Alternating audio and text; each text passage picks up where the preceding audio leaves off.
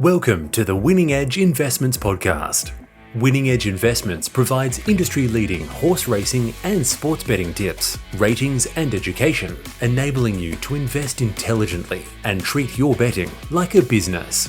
Go to www.winningedgeinvestments.com to learn more about how you can start to supercharge your betting bank immediately.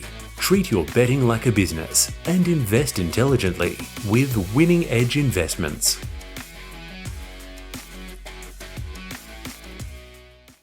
Welcome back to Giddy Up. It is Everest Eve, Caulfield Cup Eve, and thanks to Winning Edge Investments, tips and ratings for racing and sports.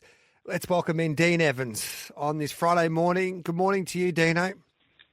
Morning, Gareth. Let's have a look at the Bet365 market for the Everest. I Wish I Wins at $5.50. He's been a little easy. Jolly Star at $6. Growing Empires at $7. Traffic Warden at $8.50. Sunshine in Paris at $9. Bella Nipotina at $10.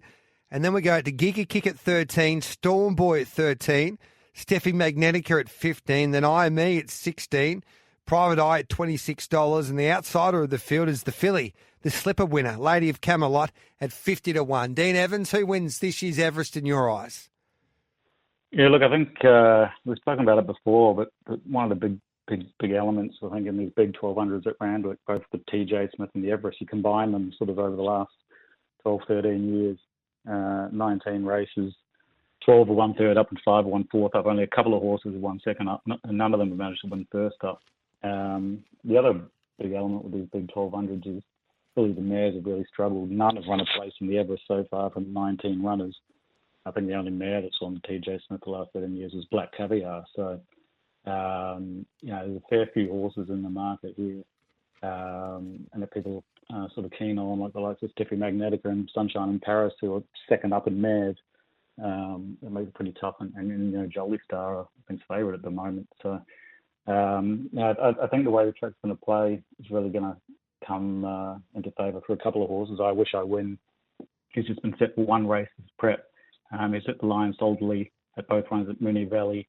I think people, there's a lot of talk that he's not going quite as well. I don't think he's a Moonee Valley horse, and I think they've really been barrier trials. I think he's just absolutely been set for this race over this track and distance at Group 1 level. He's won a TJ Smith. He ran a close third in the TJ Smith the next year when he was first up. Then he ran second in the Everest after being held up and drawing barrier 1. He's drawn the perfect barrier here out in 9. He's going to get back, blend into the race. The wet track suits him, and I think he's really, really hard to beat. The other horse, although mares don't have a great record, I just have to be on Bella Nipotina. She's just so ultra consistent. Last 16 starts, she's had 3 wins and 7 placings, mostly at Group 1 level. Worst result when beaten 2 lengths. She should have won the TJ Smith last prep, and she was second, beaten ahead after racing wide no cover throughout the race. She's going really well, and she just loves a wet track. And I think those two horses stand out as have been really hard to beat. As long as we sort of get a decent amount of juice hitting the track today from the rain. So I Wish I Win and Bella Nipotina, you're two there. Yeah, I think a bit scared of the 3-year-old at Traffic Warden, Growing Empire can certainly be in the race, but I'm going to be making I Wish I Win and Bella Nipotina the big winners. The King Charles, I can't wait for it, but I'm surprised how short she is, Pride of Jenny. She's 210 with Bet365. You can boost that to 225. Fangirls at $3.80. Charwolf at $8. Then Celestial Legend gets a jockey change, gets blinkers on at $15. Amelia's Jules at $17. My Oberon at $19. Tommy Kitten at 20-1. Pericles at $29. And it doesn't look like Sue Gotcha's going around. She might be saved for the Invitational. And then big prices for the rest, led by New Energy. Who wins the King Charles? Yeah, look, obviously as the King Charles, it's only been 1 year. It was the George Main, previously run a bit earlier. In terms of being the George Main, Chris Waller's won it 9 out of the last 12 years. James Cummings won a couple as well. Always, a really good horses race. The horses at the top of sort of the official handicap rankings and the average prize money, all those sorts of factors generally do win. It's going to be another, weather watch type of race. I think if it's a soft 5 or better, and then you've just got a really great race again with Pride of Jenny way out front and Fangirl way out the back, and she'll be flying home down the outside. For me, not much of a betting proposition race, to be honest. I think it's If it's sort of a soft 5 track, it's sort of a watch and just watch, two superstar mares with completely opposing track patterns racing. If it gets a soft 6 or soft 7 really wet, the horse that I thought was just really good value, it's sort of an each way bet with my over on. Yes. He ran third in this race last year on the bone dry track. He's going better this year. He ran second to Fangirl 2 starts back. He was 4 wide, no cover in the Epsom from barrier 20 with the top weight, and only beaten 3 lengths last start. He's only had 2 wet track runs in Australia.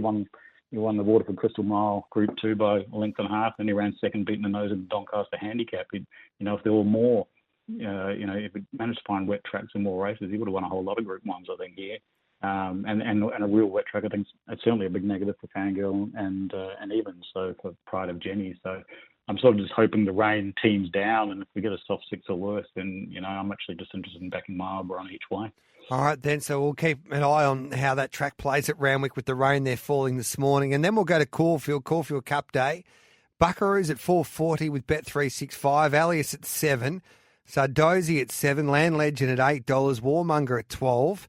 He'll be enjoying a little bit of rain around this morning. Deny Knowledge at 13. Sayadati Sadati at 15. Duke de Sessa at 17. Then Young Verta, Warp Speed, Muramasa, Circle of Fire, all around that between $25 and $30 quote there. Your thoughts in the Caulfield Cup?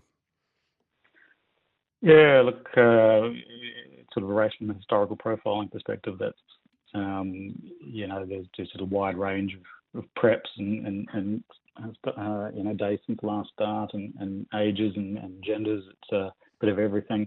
And the biggest angle I've always had in this race is the imports. We've had, in the last 13 years, 2 win from Europe, 2 from Japan. They've all been sort of odds between $8 and $14. There's also been 4 seconds and 5 thirds of imports. So they've made about 13 of the 39 first 3 home in the last 13 years. They always run really well here. There's a decent tempo, I think, in this race with Deny Knowledge, Elias, Duke de Sessa, all pushing forward. And I think they'll be wanting to make it a true staying test. And so Young Werder would be up there as well. So I certainly think it'll make it a decent staying test. I wanted to bet around Buckaroo. He's flying, but I just think a really strong 2,400 has to be a query. We spoke about Land Legend. I took to him a few weeks ago as a futures bet for the Metrop, Caulfield Cup and Melbourne Cup. I think, you can see from the stable that I think they were half surprised that he won the Metrop because he's only third up of a really, really long break, almost a year off. And he managed to win. He's just getting fitter and fitter. When the juice out of the track will suit him. Barrier 1 is not a great barrier, I think, for a Caulfield Cup, but he's got Zach Burton aboard. And, I just think there's a really, really strong stayer. He's going to be very hard to beat. Zardozi was a huge second to him, beating the nose after being wide, no cover. VRC Oaks winner, who does handle the wet. And I think Warmonger was a really good run first up, and then the Kobe Diva. He was only a length from Antino, who bolted in last week. I think, you can forgive his second up in the Turnbull. I think McPrice will tweak a couple of things and get him right here. He won the Queensland Derby by 11 lengths. And so, I've got it down to 3 key chances: Land Legends, Zardozi and Warmonger. And I think the winner's out of one of those 3. It's going to be a great day, mate. It's going to be an interesting Caulfield Cup. It's my favourite day on the racing calendar in a way now, Everest Day, and whether it's Caulfield Guineas Day or Caulfield Cup Day, mate. So really looking forward to it, and hopefully we can find plenty more winners.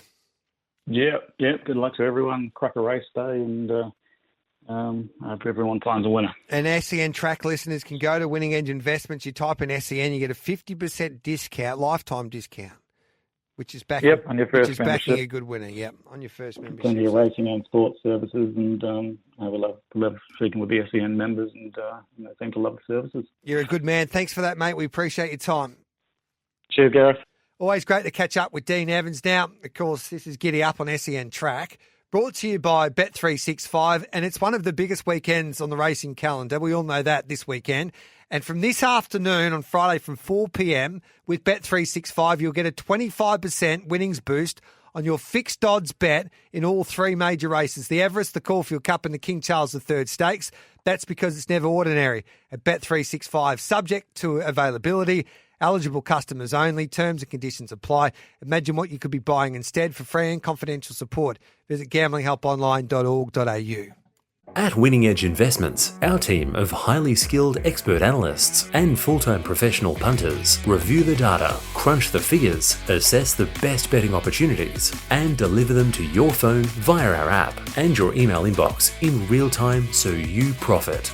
Go to www.winningedgeinvestments.com. Look at our membership options, make your choice, and enter the promo code PODCAST to receive a special 25% discount on your first membership just for listening. That's PODCAST in capital letters for a 25% ongoing discount on your first membership. Treat your betting like a business and invest intelligently with Winning Edge Investments.